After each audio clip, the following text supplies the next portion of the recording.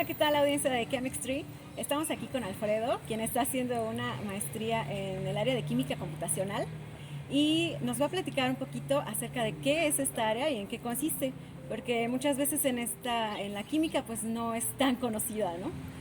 Bueno, Alfredo, ¿nos podrías platicar un poquito en palabras sencillas que tu abuelita te entienda? Bueno, ¿Qué es la química computacional?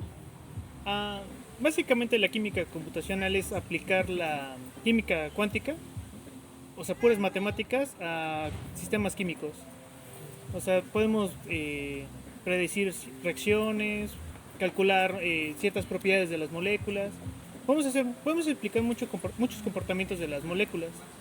Entonces, eso es básicamente lo que hace la química computacional.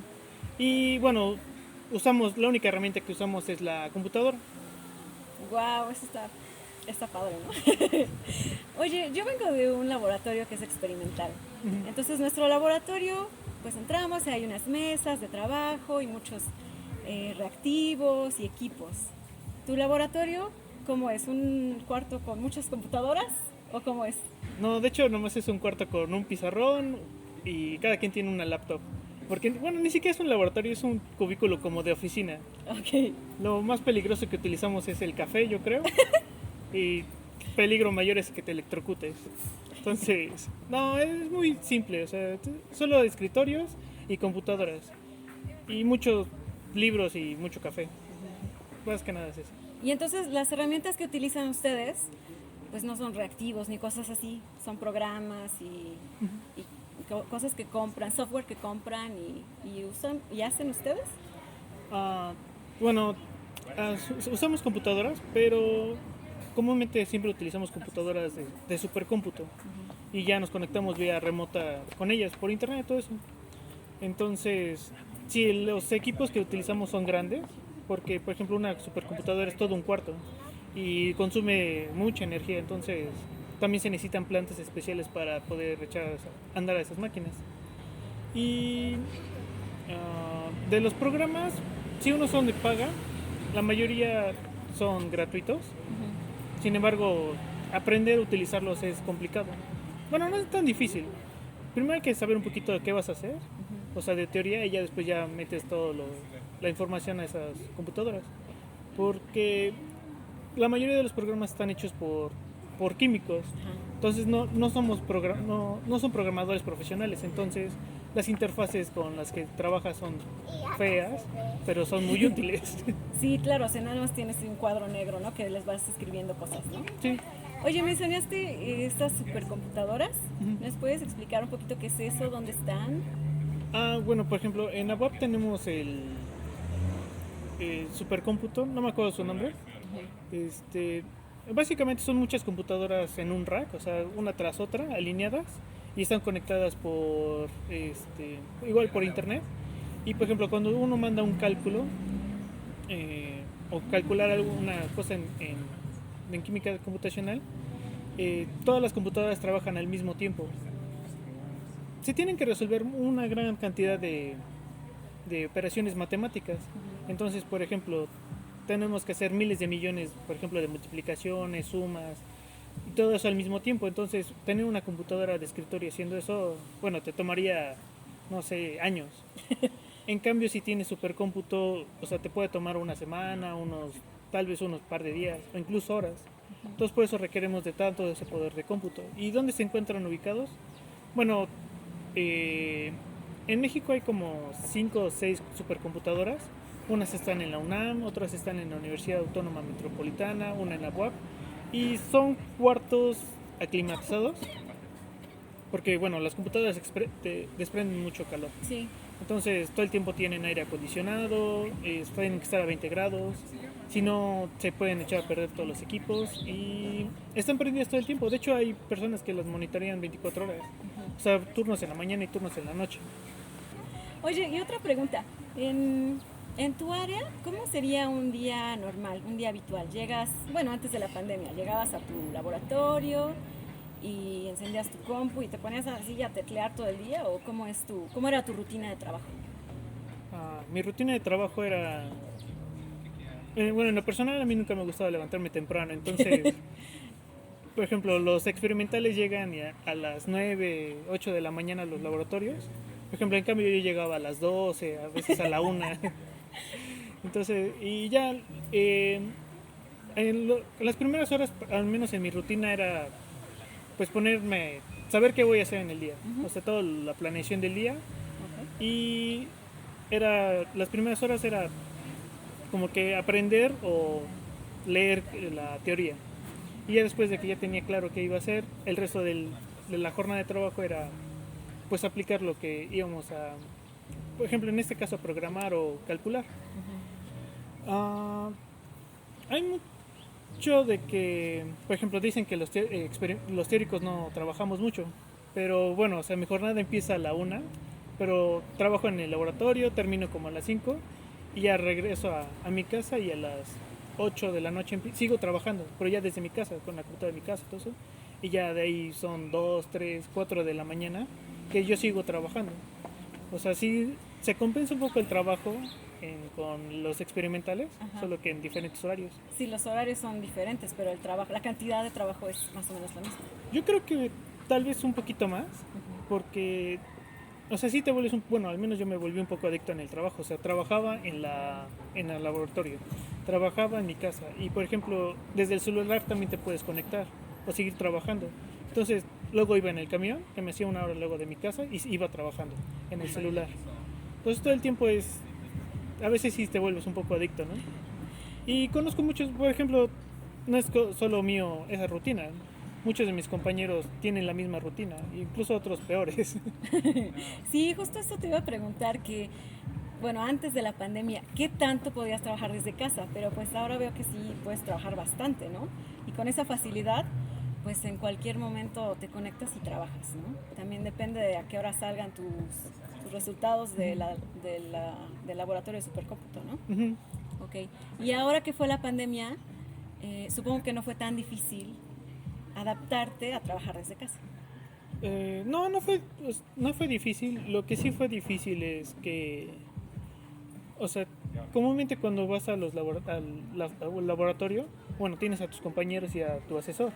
Entonces, resolver una duda rápido con el asesor o sea, no vas a ir ahí a su cubículo si no tenía clase, o lo ibas cazando, ¿no? O sea, porque pues, hay asesores que o sea, tienes muchas cosas que hacer, ¿no? Pero tal vez una caminata de ir de un trabajo a otro, de un edificio a otro, pues ahí resolvías dudas, ¿no? O con los compañeros resolvías dudas más rápido, o ellos te iban a preguntar. En cambio, ahorita con la pandemia, toda esa comunicación se pierde, ¿no? Entonces, lo que tardaba en solucionarse no sé, en 20 minutos, una duda, a veces toma días. Un par de días, ¿no? Y bueno, ahorita, por ejemplo, yo estoy haciendo la maestría, entonces yo estoy en ese como en el que ya sé que tengo que saber, pero luego son cosas no sabes, ¿no? O sea, no sabes qué tanto tienes que saber, y no sabes si hay que preguntarle a tu asesor o no.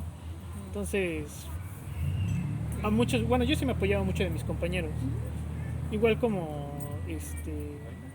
en el laboratorio es que he estado trabajando, sí hay mucho compañerismo, entonces las dudas se resuelven mucho entre amigos. Pero por ejemplo, igual ahorita que, por ejemplo, yo entré a la maestría en enero, entonces no me pude hacer de muchos amigos de mis compañeros. Entonces, pues ahora sí que entré casi solo, nomás tengo el contacto de mi asesor. Y luego pues mi asesor pues tiene también su trabajo y todo eso. También las dudas se tardan un poco en resolverse. Sí, es más difícil. ¿Tú aprendiste a programar cuando entraste al laboratorio o ya sabías programar? ¿Es necesario? No es necesario saber programar. De hecho, hay personas que solo se dedican a mandar cálculos, pero de esos cálculos obtienen muchos datos, entonces también hay que saber interpretarlos, y cómo mandarlos también es importante. Yo aprendí a programar en el laboratorio que entré desde la licenciatura. De hecho, tuve mucha suerte porque al año, casi año y medio de que entré a la carrera, yo ya había entrado al laboratorio de química computacional. O sea, igual, por ejemplo, mi jefe de la licenciatura fue como de, bueno, pues entra a ver qué haces. Y ya aprendí, y desde ahí pues ya me seguí derecho. ¿Y qué me preguntaste? Eso que sí sabías programar. Ah, sí, Si sí, era sí. necesario. No, no era necesario, pero sí te ayuda mucho, te facilita el trabajo. Ok. ¿Y ahorita qué lenguajes de programación conoces? Ahorita conozco Fortran, C, C++, Python, Java, y ya. Pero por ejemplo, o sea, conocer muchos lenguajes de programación no es tan apantallante, porque a fin de cuentas que conozcas uno, ya los demás es más fácil entenderlos. Y con uno que tengas con ese puedes trabajar, ¿no? Ajá, sí, no, o sea, hay muchas cosas que, ahora sí que cada herramienta se utiliza para cada problema en específico. Entonces, por ejemplo, si usas un martillo para apretar una tuerca, o sea, sí lo vas a lograr, pero te va a costar mucho Muchísimo trabajo. trabajo, ¿no? Entonces, no, o sea, con el tiempo vas aprendiendo varias herramientas. Y mira, yo como experimental, algunas de las cosas más interesantes o más emocionantes que me pasaban era pues que veías una banda en un western blog, o que no la veías, o que crecían tus bacterias, o que crecían tus cristales, ¿no? Esas son cosas así impactantes. En tu caso, ¿qué clase de cosas son así impactantes o emocionantes? Pues el que te puedes ir a dormir y sigues alguien trabajando. O sea, sigues produciendo dormido. Eso siempre me ha gustado. Y por ejemplo, eso de que con puras matemáticas, sumas, restas, multiplicaciones, se llega a un mismo resultado, se me hace muy increíble. Ay, sí, eso es increíble, ¿no? A mí me encantan las matemáticas. Siempre he creído que, bueno, las matemáticas son la ciencia que explica la naturaleza, ¿no? Y a mí me encanta eso, me encanta. Qué padre que lo puedas aplicar. Otra pregunta. ¿Qué es lo que más te ha gustado de tu área ¿Qué es lo que más me ha gustado de mi área? o de tu investigación? Ah, bueno, de mi investigación es que es nueva, relativamente es nueva, porque, por ejemplo, la teoría cuántica se desarrolló en los 20 y la química computacional como tal se desarrolló en 1970. Entonces, ¿qué tendrá? ¿50 años? En cambio, la química experimental, ¿qué tiene? Desde miles de años. Sí. Entonces, en todo ese poco tiempo hemos podido, en algunas áreas, ser equiparables, nuestros resultados equiparables con lo experimental, ¿no? Bueno, ¿y cuál ha sido algún obstáculo o algo que ha sido muy difícil para ti realizar en esta área? Hay algún obstáculo. La disciplina. ¿Por qué? O sea, porque tanto puedes obsesionarte con tu trabajo como puedes pasar semanas sin hacer nada. Entonces, o sea, no, y nadie te va a reclamar, ¿no? A menos que tengas que entregar un reporte, bueno, ya ahí se ve un resultado, ¿no? Pero no es como en los experimentales, que, o sea, tu asesor te tiene que estar viendo ahí, así en el laboratorio, haciendo algo, ¿no? Aquí, o sea, puedes llegar a tu cubículo y pues nomás estar en Facebook o perdiendo el tiempo, ¿no? Entonces sí, eso, la disciplina de estar trabajando y ser constante, porque, por ejemplo, antes yo cometía mucho el error de trabajar por arrancones. O sea, eran semanas así de mucho trabajo intenso por casi 2 de no hacer nada, ¿no? Entonces, sí terminaba la semana frito y sí ya terminaba hasta todo el día con dolor de cabeza y todo eso. Entonces, pues no es bueno para la salud. No. Entonces igual, yo creo que lo más complicado es la disciplina. Bueno, gracias Alfredo por esta entrevista y gracias por explicarnos así a grandes rasgos en qué consiste y las cosas más difíciles o interesantes. Estamos aquí en el Café Chocolatito con Pan y les invitamos a que sigan nuestro canal de Chemistry con más datos interesantes y gente interesante como Alfredo. Muchas Gracias.